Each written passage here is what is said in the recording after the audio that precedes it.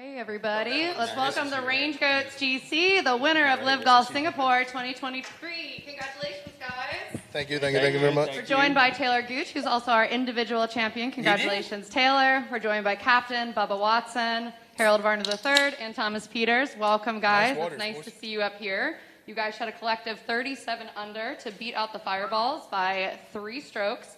Looking at the scores, it looks like everybody's contributed at some point this week. So we'll start with you, Thomas. Tell us a little bit about your week and what it was like for you out there today. Were you watching the team leaderboard?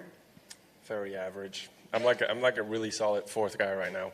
Playing great at but you know, I just got to work harder. I feel like my game's coming around, and I don't think it'll be long before I play some really good golf. Don't change anything. We just won. I'm gonna change something. It's all golf courses, man. The next golf course will be perfect for you. We're printing money out there. Harold, what did it feel like to be up on that podium today? It wasn't as awesome as I thought it was going to be. I became a target really quickly, and With champagne? yeah, it just wasn't. But you didn't cool. know how to open it. No, you knew. Everyone on that podium. He left the metal cap on it, by the way. No, but I couldn't see to get it off by the time you guys You were kept crying? pouring. It was your No, first that was time. Mal. You'll know now. You'll know next time. Oh, I'll know next time. Y'all's ass is mine. As I mentioned, Bubba, everybody contributed this week. So how proud are you as a captain right now? And, what do you want to say to your teammates? What I want to say is just thank you. Thank you for stepping up and wanting to be part of the Goats. This is an honor and a privilege to be here and be alongside with these guys. It's special. They wanted to be on the team. They wanted to be on my team. And so I couldn't be more proud of them. Make it quick. This is Bubba's moment. Let him have it. No, it ain't going to be the last time we get up here. I can tell you that. Taylor, you were a workhorse this week. You had another amazing week, obviously. You're the first back-to-back champion in LIV Golf history. Tell us what you're feeling right now, particularly heading into a major championship in the next 2 weeks. Yeah, I mean, like I keep saying, we've been talking about being up there on the podium. I've been telling them how I'm going to spray them in the face with champagne for a long time now, and we knew it was coming, and it was only a matter of time. And it's just cool when I was just saying to Thomas, he isn't playing his best golf, but that's what makes this team so good, I think, is we don't have to all be firing on all cylinders to go out and win. And any one of us at any point in time can go win back-to-back out here. And so we got a really strong team, and I think we've turned the corner for the season and looking forward to getting up on the podium more. We're really proud of you guys. Happy to have you up here. I'll kick it over to Mike. Harold, wanted to start with you first. After the restart, you had a couple of big birdies. I was just wondering. Tell them about your chip-in that you called. He likes boasting, but there's something I like to keep it. Yeah, but I keep it with the team. Sorry. Oh, just so it's really cool. I'm a big person in speaking into existence. So we come in, and earlier this week I was being super negative, and Bubba put his hands down, has a little grunt, and he said, "We're not going to have this negativity in this team." And I was like, I love that. So every time we had a delay this week, I was like, "Hey, give me some good shots. Give me some." And I walked up to the table and I said, "I'm going to walk over there and I'm going to chip this in after we go back." And that's what happened. So it's a really cool story for the team. Doesn't really matter for media, but to me, and it means a lot because I knew obviously they were counting my score, but that's what it's all about for me. Just having a moment where you're just like. And I saw it. Yeah, that was. Then he saw it. Yeah, he did. Right. So I look back there. I'm like, all right, word, man, we chip it in. We might be up. And all I see is. And so yeah, that's I was a whole head of them. Oh, that's the cool part about the team aspect. I was pretty pissed. We've played some great golf in the last 2 weeks. And then quit, dog. Yeah, I'm dang. out. Peace. Done. We did good. Yeah. Next. You're the one told us to answer fast. You ain't good at it. I was trying to elaborate on why. Okay, go ahead. Okay, Mike, next question. We're a great team because when tension gets high, we know how to talk about it within the team and handle it, and I admire that because that's how individuals grow in life. So that's it. Don't cry. I don't care if you cry. You can cry when somebody else is on. Taylor had a couple questions for you. First of all, I noticed before you started each round that you would be off the tee and you were on your phone. I was wondering, is that something you've always done, or is that something relatively new? Are you getting some type of inspiration off of that, or what? No, I've always done it since I turned pro, basically. My dad isn't able to come out to all the tournaments, back in college golf and amateur and junior golf, he would come out to as many as he could. And obviously with the travel being crazy, he doesn't get out as often. So kind of made it a routine that no matter where I was in the world, I was going to call him before each round. And so 10 minutes before we tee off, I just, step aside and give him a call, and it's just kind of our routine. What did he say today? What he says basically every day, he just says, hey, go have some fun, go hit a bunch of fairways. They can't eat you out there, so go enjoy it. So it's kind of pretty boring, honestly, but it's cool and we enjoy it. It's crazy when you get old, you like Bubba, that simple things matter the most. Thanks, Kale. And what's it like to be on a heater right now like you are? I mean, obviously the last 2 weeks, but this stretch is pretty amazing. You just try to bottle up and make it last as long as possible. I know that I'm not going to continue playing this level of golf forever, so you just enjoy it while it comes and try to make it last as long as you can.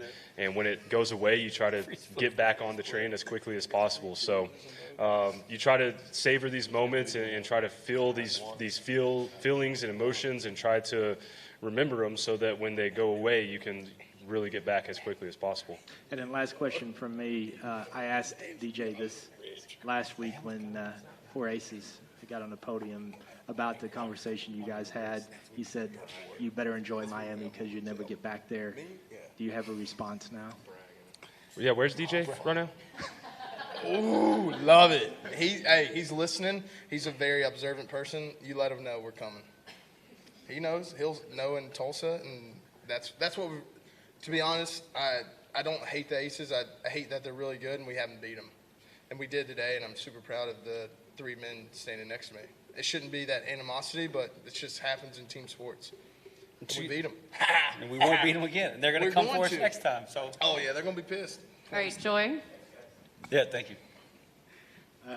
Taylor, the battle that you had with Sergio today was made for some exhilarating watching.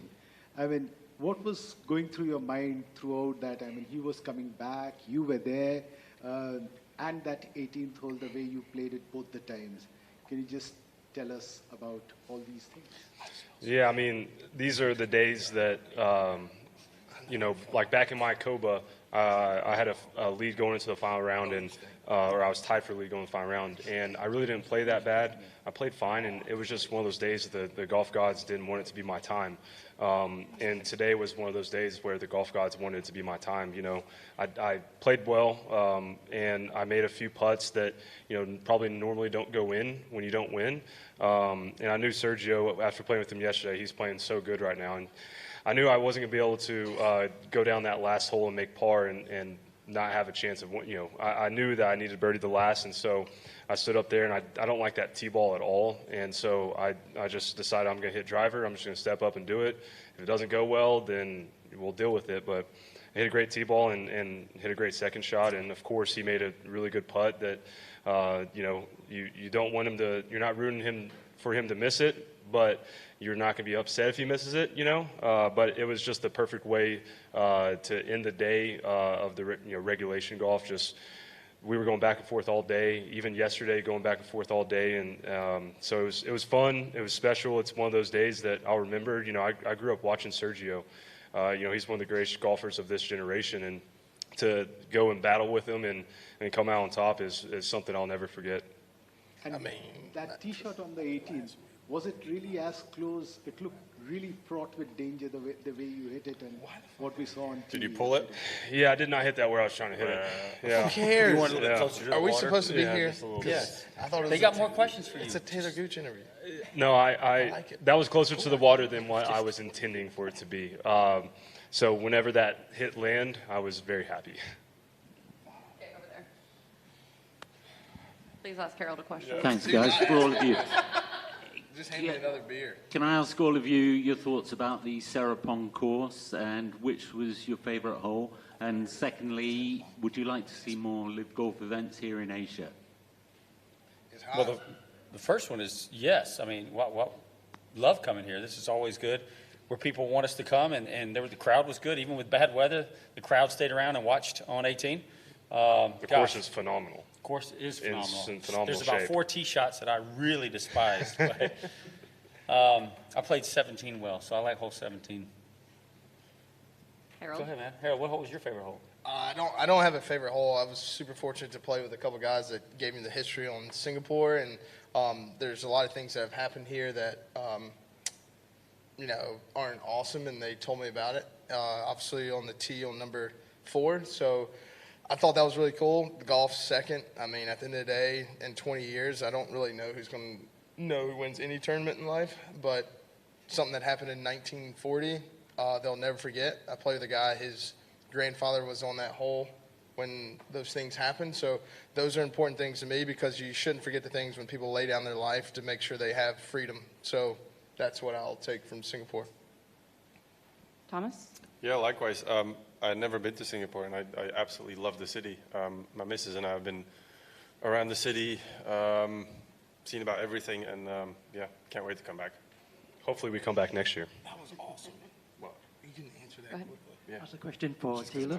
Taylor, how much has playing on LIV Golf transformed your life, especially with the winner's prize check that you've got in the last 2 weeks?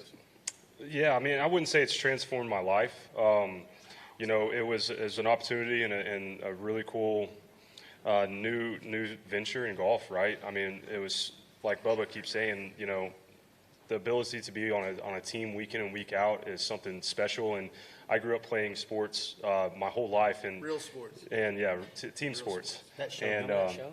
so the opportunity to be on a team and have this, back and forth, have some locker room talk, go to dinners with each other, support each other, push each other.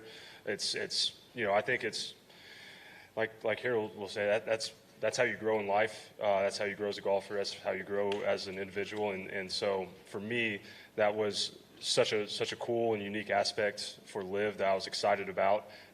So that's been the biggest change, and that's probably had the most impact on my day-to-day life as much as anything else. And the massive paycheck that you've got 2 weeks, how do you plan to? Any plans to spend it? I think I said last week. Uncle Sam came a couple weeks ago and was pretty rude. Was pretty rude to us. So this next couple weeks, I'll be back home, and I'm sure I'll take my wife to a nice little dinner. I might buy her something nice. So yeah, I'm not. Hey man, don't be slacking off. We need you to carry us. Yeah, you better practice. Hey, it's Don't Taylor find Gooch. none, Hey, it might be practice. called the Rangegoats, but it's Taylor Gooch and the rest. Yeah. Hey, we in. I'm in. As long as you spray me with champagne like that. Teddy? Actually, wasn't that cool? Hey guys, Teddy Fat, luckiest golfers on earth. Congrats on the win. It's nice to see you guys up on the podium. I know all of you, or many of you, have your own personal foundations. Taylor, do you have anything planned with your foundation for going into Tulsa? Yeah. Tulsa is going to be a big week. My foundation focuses on local organizations and impacting the local community in Oklahoma City, Tulsa, the greater Oklahoma area. And so we've got a few cool things set up for the week. We're going to have a Monday Pro-Am to raise a bunch of money for the foundation. A few of the organizations that we work with, the last couple of years and that we've helped out, they're going to be there, and so it's going to be cool to see a bunch of the kids from one of the organizations we've helped out a lot is Positive Tomorrows. It's a cool elementary school essentially for homeless kids, and they're going to be there, and we're going to kind of showcase them that week, and it's just going to be cool to my golf is just a vehicle, right? It's something that's going to get us to where we want to go and to help provide opportunities for other people. And for Tulsa to be, the place where LIV is going, and for one of the focuses of LIV Tulsa to be, the foundation and what we're going to do, and to be able to help people, specifically kids, it's going to be a special week for sure. Hargolf? I'd just like to know, is this the first time that a team and individual event has been won by, the same team and a member from the same team? No, that's quite common. Yeah. Bubba, just one last one for you. Obviously, you guys do all the hard work on the course, but I've had the privilege of working with your team, the team behind the scenes of the Rangegoats. So can you just kind of tell everybody a little bit about, what it takes to make a team franchise work? Yeah, it's tough. I mean, you got to get all the guys. First of all, you got to start with the players. Then you got to get the caddies. Then you got behind the scenes. We have right now on staff, we have 2 people. Then we have a social media person, just trying to get the content. We're trying to grow a business, right? We're trying to grow a franchise. But not only a franchise, we're also trying to start a league. I mean, the league hasn't even been around a year yet. So there's a lot of stuff behind the scenes that's going on. moving us around from country to country, state to state when we get to the United States. And so, there's a lot that goes into it, picking team colors. Right now, we're all not wearing the team uniforms. We're working on that, working on our team uniforms, hopefully by next January. And so there's a lot of things going on behind the scenes that all these other leagues, all these other sports leagues have done for years. So it's easy for them, but for us, it's trying to get us all to look the same, enjoy the same kind of foods, enjoy the time together on and off the course when we're at an event. And so it's a work in progress, just like the league is, but we're in a good spot. And right now, the Rangegoats are on top. I love it. I think Joy had one more. Baba, one last question to you. You've been a serial winner yourself. Sorry, a what? A multiple winner, a serial winner. Mm-hmm. A what? Give us your appreciation of what Talor Gooch is doing right now. It's special. Obviously, there's nobody around professional golf that didn't understand Talor Gooch and understand how good he is as a player, how good he is as a person, how good he is as a player, what he wants to do, what he wants to accomplish. So this is something that we knew was coming. Like he said, you make one putt today, you miss the putt next week, you lose, right? And so he made some putts this week and helped him win. He made a lot of great shots as well. So this is nothing new. We all believed that he could do this. We knew he could do this. And, this is just the start of it, right? When you get a taste of it, you want more of it. Just like us three on the podium, we want to get on the podium. He's been on the podium before last year. And we all knew that Talor was who Talor Gooch is, and we all know how good he is. Anywhere in professional golf knows how good he is, not just our own team or our own league. So happy for you guys. Congratulations. Did you lose world ranking points this week? Tulsa. Well, I'm leaving if he starts answering.